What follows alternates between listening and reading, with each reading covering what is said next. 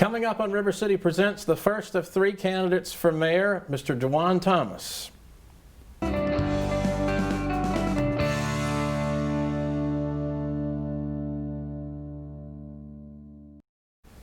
Welcome to River City Presents. My name is Daniel Hurt.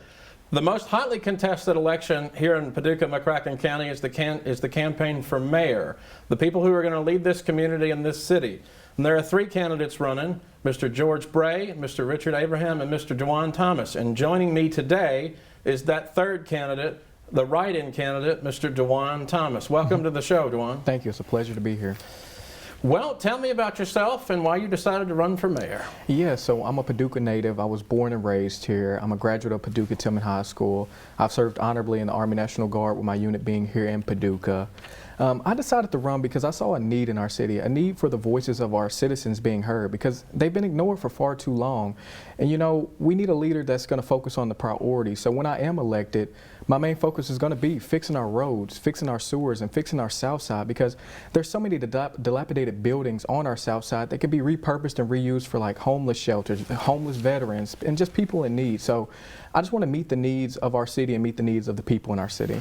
So you said you served in the National Guard. Tell us about what made your decision to do that. Yeah, I was actually 17. I was in high school, and me and my friends were thinking about joining the military, and we were just trying to find the best option so we could still go to college as well as serve our country. And I was recruited, and I recruited some of my best friends, and we all joined at 17. I think they were 18 at the time. And, you know, it was just a decision that I wanted to serve my country while also being able to get an education because, you know, tuition's a lot in our country. So, yeah, that was the main purpose, just to serve my country and to get through college. Well, I thank you for your service. And, you know, it's interesting. College, the military and the National Guard does a good job of taking care of people who serve. You're also a small business owner, right? Yeah, that's correct. Louisville Exclusive LLC. I started that back in 2018. I connected with the director of Hawaii Fashion Week, and he kind of mentored me and coached me on, and then I started my business, which focused in modeling, marketing. Now it's kind of graphic design, visual, like interviews and things like that. And it's more of like an e-commerce or like an internet-based business. So, yeah. That's cool that, you know, it's something, a lot of entrepreneurs are doing new stuff now, and technology is allowing for that. What's some examples of the work that you've done? Yeah, so like I've made flyers for events. I co-hosted and kind of sponsored with my company the Mahente Fashion Show, which we hosted back in 2019. And you know, some video work. I've done business interviews for some local businesses and other kind of art designs and social media work. That's cool. You know, I'm going to ask this question to everybody that's on the show that runs for mayor. What do you think good government looks like? You're running to be mayor of this town, and you're going to have to work with all the commissioners. What does good government look like, in your opinion? I think good government is a progressive, united government with unity inside the commission and the leaders of the government. So I think moving forward and doing what's best for the community and doing what's best for the people, I think that's a good government. What do you think your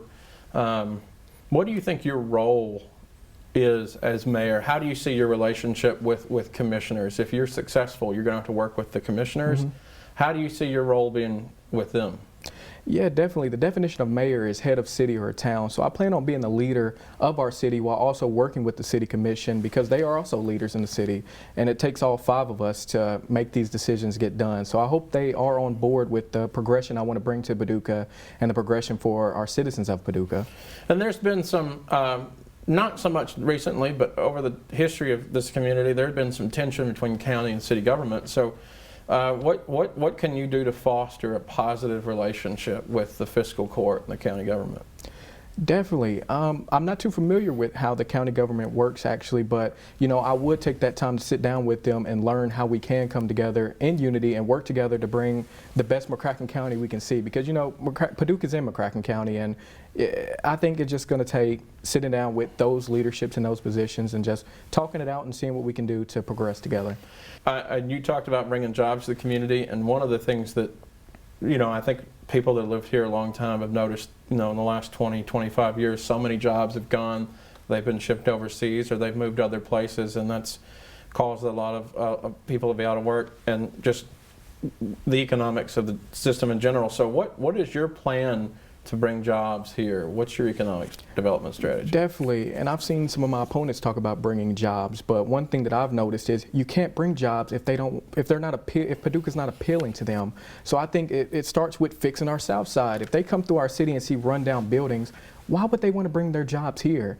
If they see that we're already not taking care of our city and not taking care of our buildings, why would they want to invest into our city? So I think it's going to take fixing our south side and bringing in the tourism, which I plan on bringing, which shows that people want to come here and that there's jobs here and that there's revenue here. So that's the biggest thing.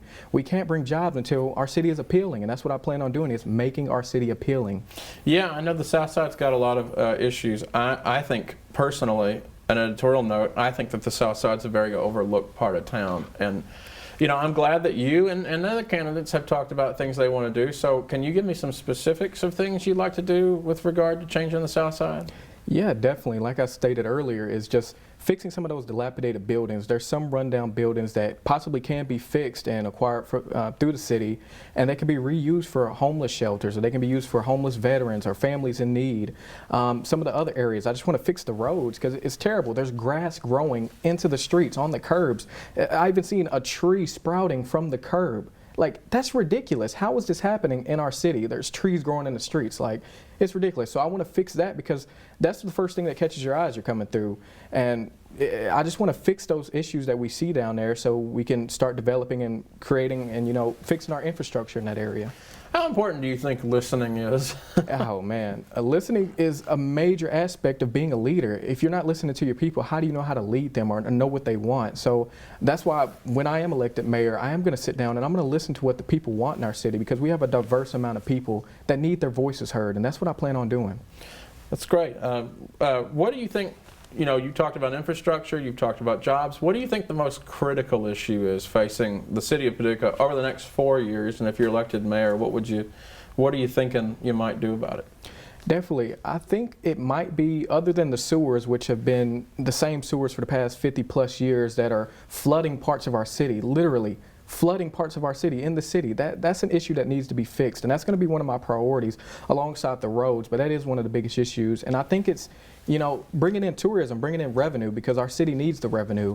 So with some of the plans that I have, which one of them being a World Fest, where we'll be able to enjoy diverse foods and diverse cultures downtown, and I think that'll bring in a lot of tourism from around the area, because there's nothing like that in our area. So that's one of the things I want to do. What do you think? What do you think of our downtown? Do you think it's healthy? Do you think it's healthy the way it is, or do you think things need to change? And what do you think? Yeah, I love our downtown, and I'm grateful that our leaders have developed our downtown over the years. And I think they've made some great, decisions with downtown. I know there has been some issues with, the parking lot being demolished and things like that. And that's just something that is kind of iffy right now. Like, that is a part of our city, but also if we want to progress and make that revenue, bring those jobs, we're going to have to do some changes in our city. So, but I think for the most part, downtown's doing great, but we just need to get more businesses in those buildings that are empty right now. So what do you think about that downtown project? Yeah, I honestly, I'm kind of split on it. I've heard the people that are against it, and I've also heard from the business owners that are for it, and I kind of see a middle ground right there why we might need something like that. And a lot of people just see it as losing our parking lot, but the revenue that might come and the business that might come is a good thing for our city. But it's just something that once I'm in office, I'm going to have to sit down and really think about and take, deliberation from the city council and from the citizens of Paducah to really make a set decision. I know there have been just the people that I've spoke to in the community, one of the concerns that they have of the project is if there is no parking lot downtown, more elderly people or handicapped folks might have a harder time getting to some of the restaurants downtown. Do you think that's a fair concern? Definitely it is, and after looking more into the project, there is going to be parking there, which I was unaware of because it wasn't really talked about in a way that informed the citizens completely. Now I know the mayor and the city were trying to do that job, but it just wasn't getting out. And after even speaking with the mayor, I learned more about the project, and there will be parking in the middle. So there's I don't know the exact numbers. Let's just say there's 60 slots, but there's going to be 40 after it's built. So it's really not that big of a cutoff, and that's what I'm thinking. Like, I kind of like the idea after hearing more about it. Yeah, another thing that people have talked about, and I know it's not on anybody's radar, but I think it's good to get it out there and talk about it, is I've heard a lot of people talk about, because of the need for parking, maybe getting a parking structure of some kind. What do you think about that idea? I mean, from my own experience, I don't see a need for a parking structure. Now, I could see it coming in the future, like if we get like a new activity center or whatever that may be called. So maybe in the future, but right now I don't really see a need for that. But something that may be an issue down the road is annexation, and I know you've discussed a little bit of this before in previous debates. What do you think about the annexation issue, Paducah? Yeah, the annexation issue, I'm still not too familiar with it and the terminology behind it, so I wouldn't want to say anything inaccurately. But I believe that, like I said earlier, it's sitting down with the county and really figuring out what we can do to progress and unite together and become the best McCracken County we can ever see. And obviously you'll have to work with county government to do that. Something else you'll have to work with if you're elected mayor, there's a great deal of organized labor in the community, or in the city government. About half of the city's employees are members of unions, whether that's the Fraternal Order of Police or AFSCME or the Firefighters Union. Do you think that you'll have a positive relationship with organized labor with regard to working with them as mayor? Definitely, because there's so many hardworking people in our city, and their jobs are important. And I have a good relationship with some of those, unions, and I think that we can work together great and continue to do great things.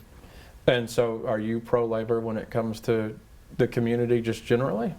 Yeah, I think labor is a good thing, and I think working for your money is a good thing. What about where do you think you can make the biggest impact as mayor with your skill set?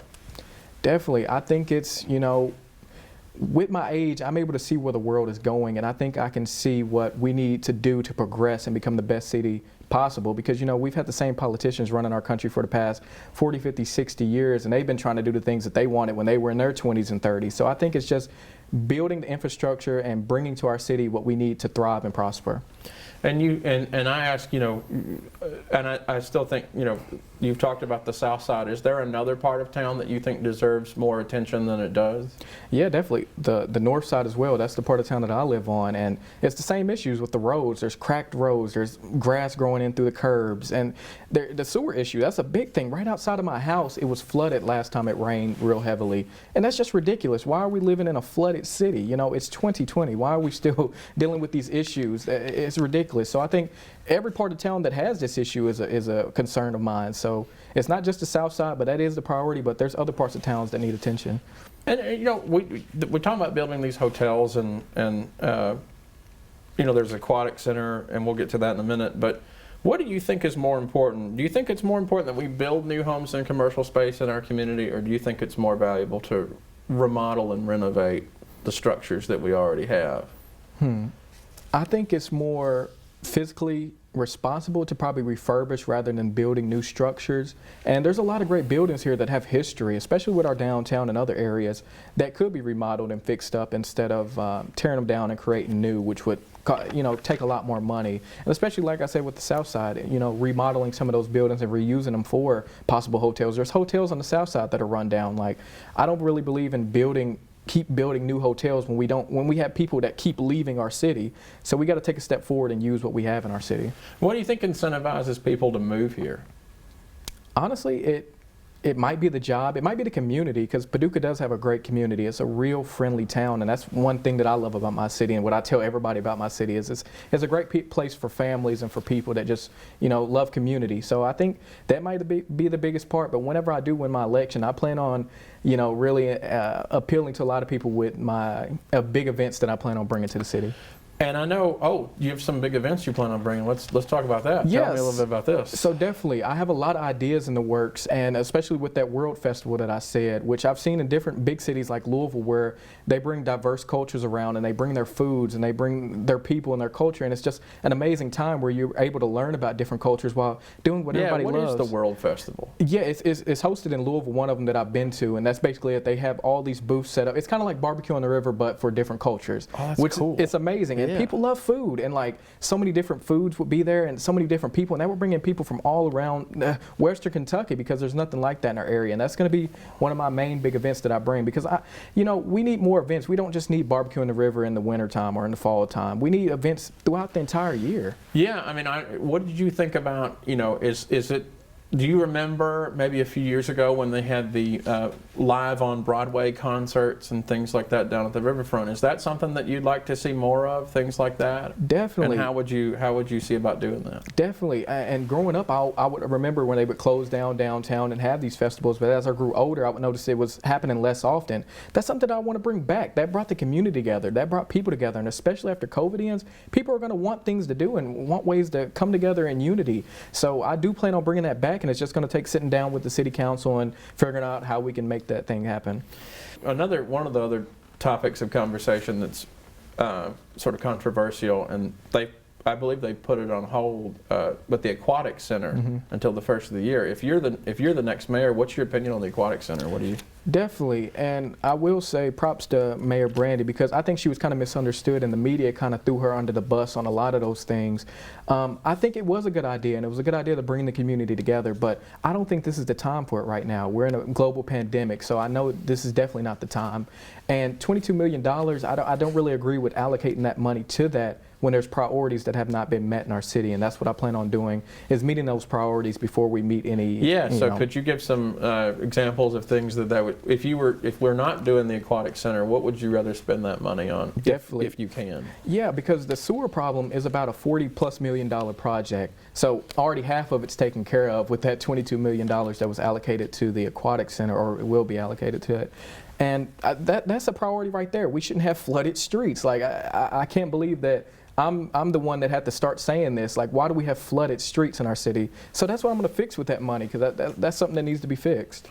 I know, you said that you thought Brandy didn't get a fair shake. What do you mean when you say that Mayor Harless didn't necessarily get a fair shake? Yeah, honestly, in our local media, they bashed her. They threw her under the bus, like I said. And I think that a lot of the stuff that she was talking about was misunderstood, and people just had closed minds and closed ears because of what they were seeing through the media. So I think that's the biggest thing. Yeah, what do you think about the divisiveness? This election season's been pretty hot, not just at the national level for like president, but also here in town for local election for mayor. I mean, everyone that pays attention knows that this has been a controversial year. Definitely. So what do you think about that? Yeah, and definitely. I can say from my own personal experience that the media rarely even covered me, despite my major support that I'm receiving in the city. And it's sad. You know, the media should be informing the people, and they should be giving them all the info that they need to be the best, have the best knowledge of these issues. But it's like they're depriving the people of the knowledge that they're supposed to be bringing. So I think that's a big issue. Well, you're a candidate for mayor, so we were glad to have you on the show. And just because you're a write-in candidate doesn't mean that you're any less important, but you do realize you'll have a very steep hill to climb as a write-in. So how do you plan on overcoming that problem? Definitely. First and foremost, my faith is in God. He can do anything for me, and that's what I believe in. And also, it's just getting out there in the community and showing the people that I'm a person for the people. I'm a leader for the people. I'm the voice for the people, and I'm going to bring the people what they need and want. And that's the priorities that I've set, and that's what the people want, and that's the leadership that I'm going to bring. How will you embrace the African American neighborhoods, and sort of there's culturally, nationally been a lot of tension. How will you make sure that city government has that African American community and the Latino community trust city government? Definitely, and being a minority myself, I know that we need a transparent government and an inclusive government, which means bringing, appointing minorities to positions in our government, in our city, and everything like that. So it's just going to take that inclusion and that transparency. Can you give some other examples of how you might make the city more transparent? Definitely. I think it's just, being open about what we're doing with our money, what we're doing with the taxes, what projects we're going to do, and just getting the community involved in those projects, letting the people say yay or nay if we're wanting to bring something new or anything like that. Yeah, I've got a couple of questions about this one, because a lot of people have shown interest in it. I know recently there had been some barriers that were set up in the city hall so they could have meetings in person, and they'd asked whether or not that there was, what were the costs of those were, and they never got back to them. Do you think that's something that ought to be transparent? Yeah, definitely, and I did see something about that. I didn't look too deep into it, but that's something that should be transparent. I don't see why we have to hide what we're spending in the city. And what do you think about public comments? I know that some cities restrict them to what's on the agenda. Some cities make you tell them ahead of time what you want to talk about. Some communities don't have them. What do you think is the best usage of public comments? Because recently, as you've probably seen, everybody lines up and the city commission meetings can take forever and people have lives. So what do you think about public comment? Yeah, definitely. I think public comment is seriously important, but I think there needs to be order as well. So I kind of agree with having maybe a cutoff or sticking to the agenda at hand so we won't get off topic and, go off on a stray, So I think there needs to be order, but definitely I want people to be involved in the decisions. And, one of the things that I think it's not discussed a lot is, you're a younger guy who has you're an entrepreneur, you have a business and you work online. How do you plan on using technology maybe to communicate with not just your colleagues, but your constituents too? I mean, can you think of other ideas maybe of how you'll reach out to voters, especially in this age of COVID-19 when you can't have a city commission meeting? Definitely, and I think that I have had I think I've been on the top when it comes to social media, and especially with my campaign, but it's just being open and out there with the community and just posting content in a continuous cycle and just making sure that you're keeping people up to date on your campaign and everything. Yeah, and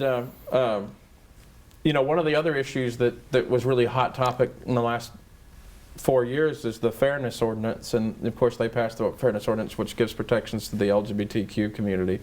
If you're mayor, are you going to pursue any changes with that, or does it stay? I mean, if it's already in place, I don't plan on changing anything.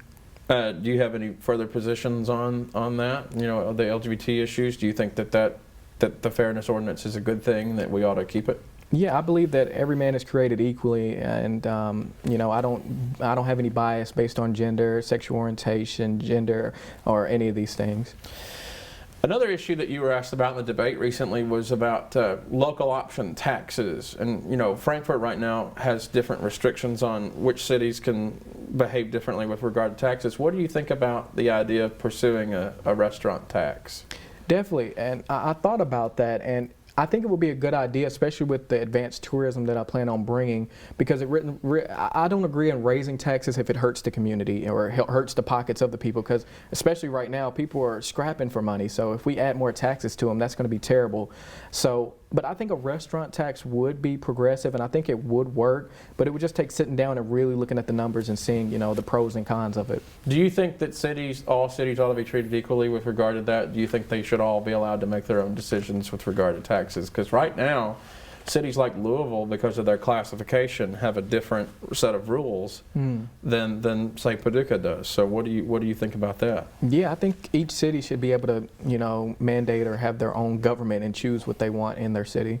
When you make decisions, and you'll have to make plenty of those as mayor, who do you see as a mentor? Who do you seek advice for whenever you're making decisions? Definitely. I have several mentors, and over my life I've been blessed with a great network of mentors. So I have different people in different fields of work that I do look up to, and I do question on certain things when it may come to legal or city government or anything like that. So I have many mentors that I look up to, and they give me great advice in these issues. Do you look, one of the things that people talk about is how similar Paducah is to places like Owensboro, for example. So do you look to other cities as models, or do you look to see them and see how Paducah might improve? Definitely, I look at bigger cities like Louisville, St. Louis, and Nashville, and I see what they're doing to bring revenue and tourism and keeping the people happy and giving them activities to do. So I really look at the big cities. So what can we do to bring jobs to like the mall and out west Paducah? Can you think of ways that we might incentivize businesses to come to a place like the mall? Definitely, and with the mall being a privately owned business, it really takes working with the owners of those businesses not to raise their prices too high. But I think that also plays into bringing people here, because if we don't have people, we can't make jobs. So I think once we get the city more appealing and we get people coming in, we get tourism coming in, they're going to see the revenue and they're going to want to bring their business here. I think we have the Menards out there. We're expanding West Paducah. What do you think? What about the airport? Do you think that the airport has some usage? Like, where do you think it fits in as far as development for Paducah? Definitely, and I haven't looked too deep into the airport, but I know they're putting millions of dollars into it, which is a good thing, and I think that's going to help, bring people here. That's going to help bring business here, because now they have a way to transport their goods rather than on truck or boat. They can bring it through plane. So I think that's going to be a good way for Paducah to progress. What about its geography? One of the things that, as the show is called, we are the River City. So I just wonder what you think. Do you think that the geography of our community and where it's located can Does that make you optimistic about our chances of creating jobs and doing some good things if you're elected? You know, Paducah is really like a crossroads. Like the highway cuts through here from several different directions. So I think we're in a good place for bringing jobs, but it's just going to be reaching out and appealing to these jobs. That's the biggest thing that I want people to realize. We can't bring the jobs until our city is appealing. And if we have rundown buildings and cracked roads and flooded streets, we're not going to be able to bring jobs, and my opponents are not going to be able to bring jobs. So we have to make our city appealing, and that's what I'm going to do when I'm elected.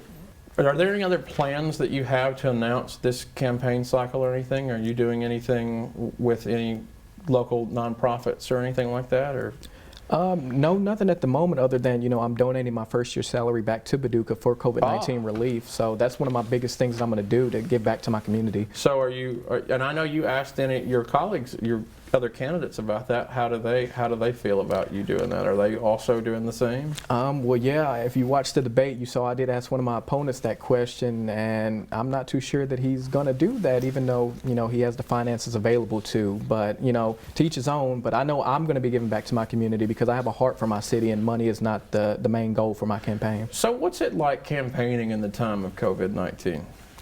It's you know, honestly, with me growing up in the social media age, it's been great because I've been able to market and use social media for my advantage, which, you know, normally, you know, politicians, they would have to go door-to-door knocking and things like that. But that's what I'm used to doing. Right. But with social media, I'm able to just make an interesting post and, you know, communicate with the community and put it out there. And like a recent post that I made about protest and police, you know, supporting the good police and supporting the good protesters, not the ones that commit crimes, that got shared over almost 4,000 times and has over 6,000 likes right now on my mayor page. Wow. So it's just taking social media to really get out there. Well, we're about out of time, but I'd like for you to, if you would, just make your final pitch to the voters. Why should the people of Paducah choose you over your other opponents? Definitely. I think the people Paducah should vote for me because I'm going to give you a voice back. I'm going to be the voice for the people, and I'm going to bring our priorities that we need met. I'm going to fix our roads, I'm going to fix our sewers, and I'm going to fix our south side, and I'm going to bring new activities. So. All right. Well, thank you very much for coming on the show. I'd shake your hand, but we're doing the COVID thing. And that was my guest candidate for Mayor, Dujuan Thomas. He's running for mayor in this November's election. Whether it's him or the other two candidates, they all want to be your mayor, but the most important thing you should know is that is your decision. And in November, make sure you vote. Thank you all for watching. See you next time.